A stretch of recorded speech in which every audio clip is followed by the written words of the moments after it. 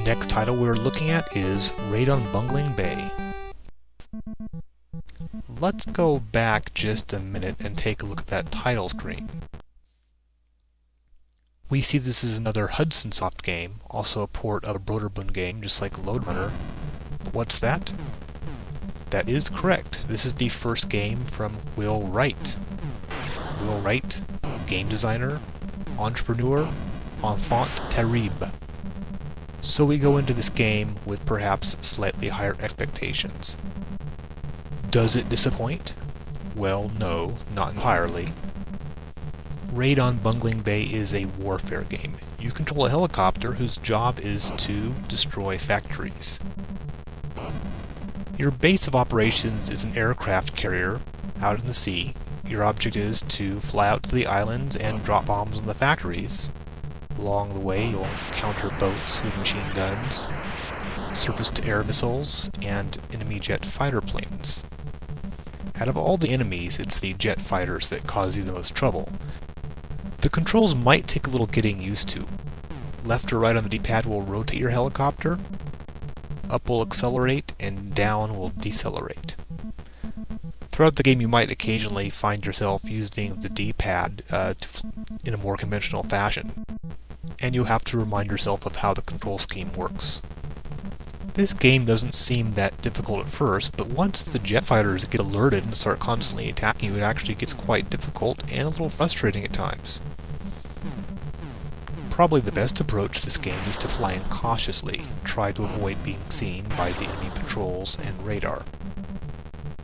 If you are seen, the jet fighters will scramble and suddenly your job will become much more difficult. You can only carry 9 bombs at a time, so you'll find yourself frequently returning to the aircraft carrier to get more bombs and to replenish your health. This game almost has elements of later stealth games.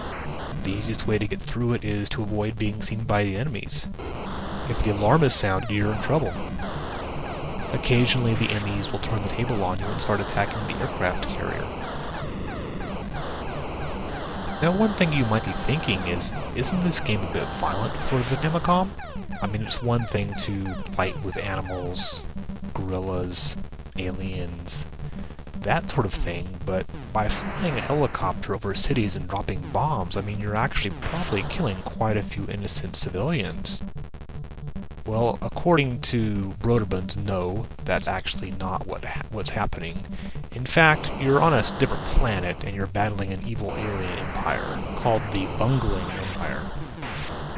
By some coincidence, everything on this planet just happens to look like regular Earth factories and buildings and planes and so on and so forth. Broderbund seem to want to have some sort of consistent universe across their games, so a number of their games deal with this Bungeling Empire. For example, Lode Runner. Supposedly the enemies in that game are agents of this very same Bungeling Empire that you're battling in Raid on Bungeling Bay. So this game is a rather interesting little game from its time period.